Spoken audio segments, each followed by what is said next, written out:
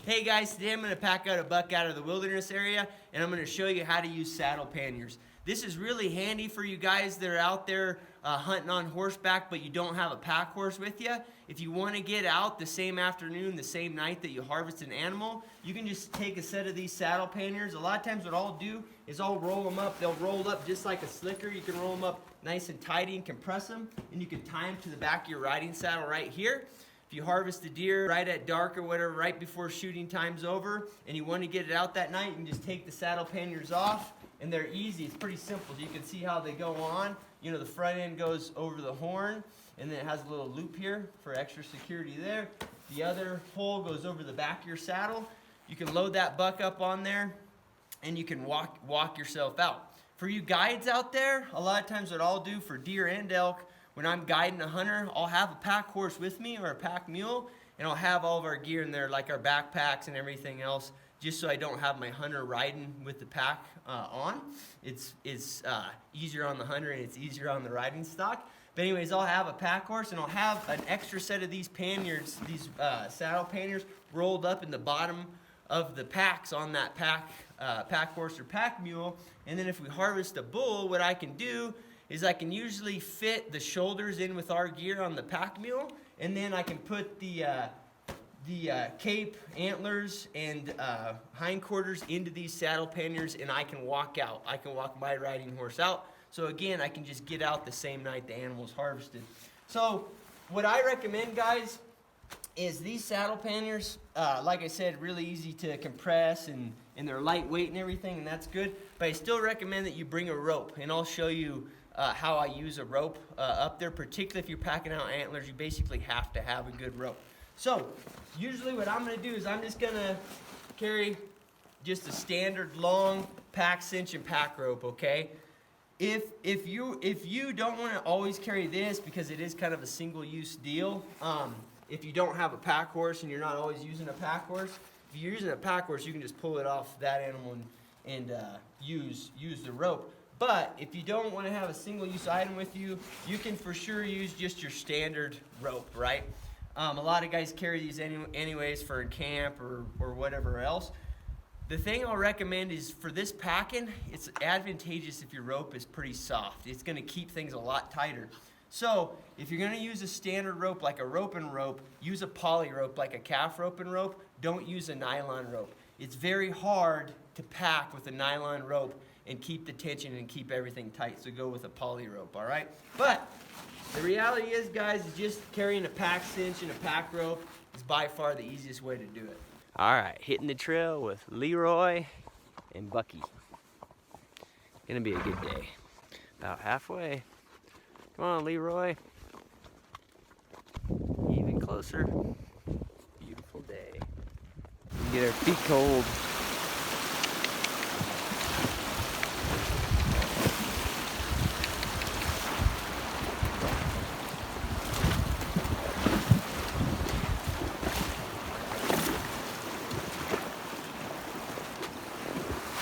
Come on, Leroy. All right, Bucky spotted the buck. Right there hanging in the aspens. What do you think, Leroy? All right, guys, we're here. There's Leroy. There's our buck, and then our meat there in 2 bags. All right. All right, guys. So just another tip for you if guys are gonna be packing out your deer or elk with horses and mules. You can look how this deer here, he's caped, but you can see here he's got a ton of neck meat in him. Okay, this is a problem for packing. It makes it a lot more difficult. But the other thing is, even if they're not getting packed on horses or mules, whenever you leave that meat in there inside the cape, it's warm. Like this buck's been out all night, you can still feel that meat is not frozen at all. Okay, if you do that, this cape will be totally fine. But if you do that in warmer weather, that's going to cause the cape to slip under the jaw and around the back here. So you always want to take the cape all the way up right here to the top of the C-spine, okay? He's tubed this buck, which is fine, but it makes it harder to do that. I just tell guys just dorsal split your capes. It's a lot easier, and you get that meat out, and you'll have a lot better cape in the end. All right, guys, so I've got Leroy cinched up. He's nice and snug and tight. And with these pack panniers, one of the downsides of them, or excuse me, these saddle panniers, one of the downsides with them is they're not split, right? Like your normal panniers, you got one, you got the other, you can load them up with the meat, put one on one side, put one on the other side. In this case how they attach, they go over the top, okay? So you gotta be pretty careful in the sense that once you put meat on one side, you gotta hurry up and get meat on the other side. It's better if you have a partner, but a lot of times you won't. So what I do is I set my bags out, get them ready to go. One on this side. And then have this other one close over here ready to rock. You don't want to be spending much time away from your animal once you have a bunch of weight on one side. So I'll put one pack of meat in this pannier. And what I like to do is I like to actually hold the saddle, maneuver to the other side here. Put this other meat on, okay? Until you're able to get the other side on and have weight on both sides, you're kind of in a danger zone, so you want to get through that pretty quickly. All right, guys, so I'm going to get my buck over here a little closer.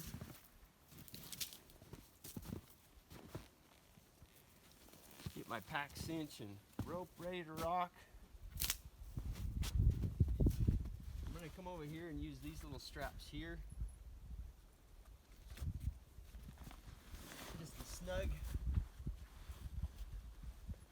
the meat up nice and high if I can. Okay, then I'll go ahead and do that same thing on the other side, and then we'll get this buck on.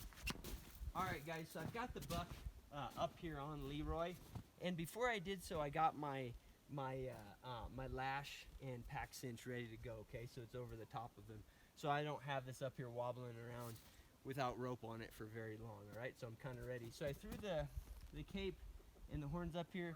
Again, because this is a tricky cape with all that heavy neck meat left on there, unfortunately, I'm not going to be able to pack it how I'd like to, and how I'd like to always pack my antlers is right on the top, particularly on these saddle panniers, because they just don't ride quite as well and they don't stick straight as much. A little more unforgiving in terms of weight differential. And when you have a buck, when you lay a buck down like this, obviously you're trying to distribute the weight over the top evenly, and it's tricky. But I don't have an option because of all this mass right here. If that's on the top of the saddle, it's going to have way too high of a center of gravity, and just the momentum of Leroy's movements, eventually it's going to cause me problems. So I'm going to lay it down here flat. I've got all the cape over here, and then I kind of get the kind of the skull plate on that side, and I'm hoping that's about right. All right, so here I'm going to go ahead and start my box hitch.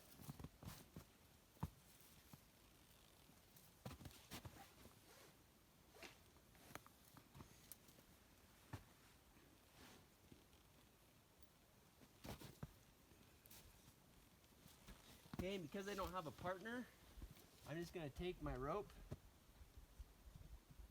and just get a little bite there to hold my slack. If I had a partner, they could hold the slack on this end of the lash rope. I'm going to throw that over, make sure that bite's sticking. Here I'm doing the box hitch. I'm actually box hitching in the antlers, and then going around the meat, and then I go under the stirrup to pull the stirrup away.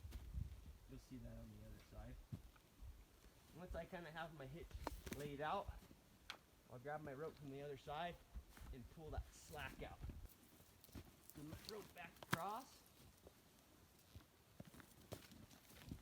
And here, the same thing I'm going to do. I'm going to grab a little bite, a slack.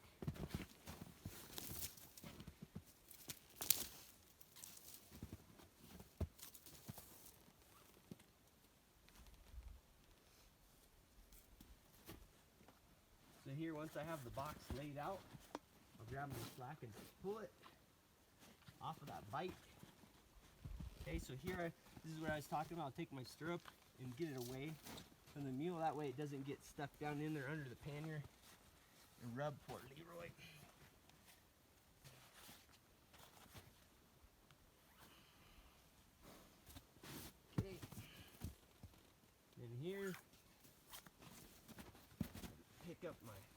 load there. And I'll finish it off with the packer's knot and a half hitch on the packer's notch. Not on the packer's knot. So now I'm going to show you how I'm going to use this tail to just secure those antlers a little bit. Alright guys, so hopefully you can see in here. Leroy will keep his head out. My only concern here is this right here, right? I don't want this to end up on Leroy's shoulder. So what I'll do is I'll get on my tail. I'll actually do just a half hitch on my horn, so I've got something hard to go to. And then here on this front tine, I'll do my favorite old clove hitch, okay? And then what I'll do is I'll work it up here where it's real snug, okay? So just like that. And then what I'm gonna do is I'm gonna go back over. This is an extra security to the buck. Go back around the buck. Pull that clove hitch tight there. And you probably can't see it, but I'm going to the horn and finishing off with another clove hitch. And then getting rid of my knot.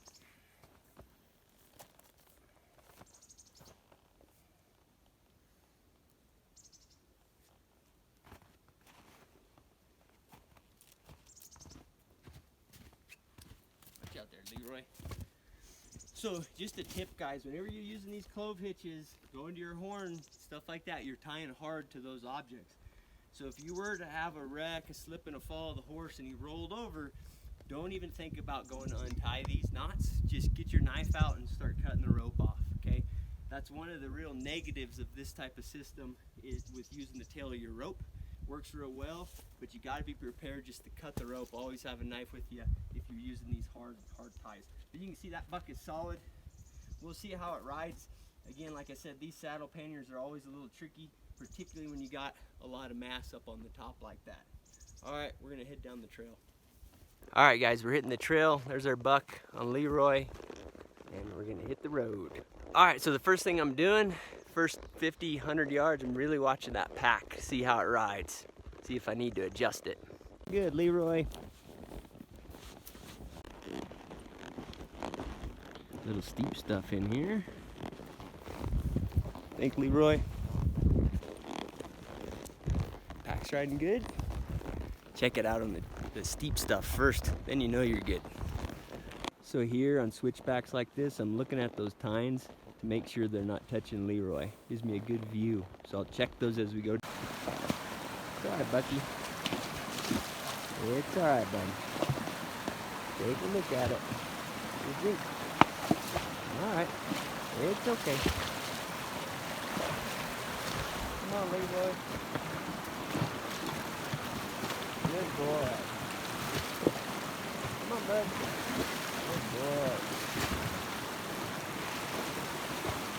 Drink. Drink, buddy. Drink.